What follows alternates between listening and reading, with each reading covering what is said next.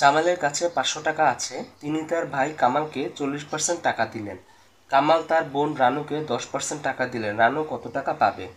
তো এখানে জামালের কাছে আছে 500 টাকা, তাহলে সে তার ভাই কামালকে 40% টাকা দিল।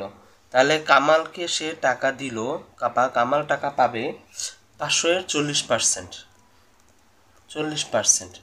তো এখানে 500 এর পরিবর্তে হচ্ছে গুণ, আর 40% মানে সেখানে 100 দিয়ে ভাগ হবে 40-এর সাথে।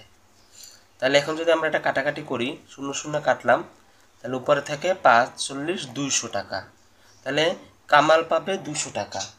তো এখন আবার কামাল তার এই টাকার উপর তার বোন রানুকে 10% টাকা দিল। তাহলে রানু পাবে এই 200 এর 10%।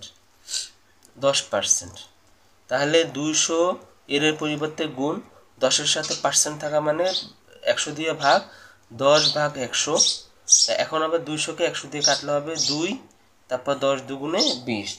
তার মানে তার বোনকে সে 20 টাকা দিল। তো এখানে উত্তর হবে 20 টাকা।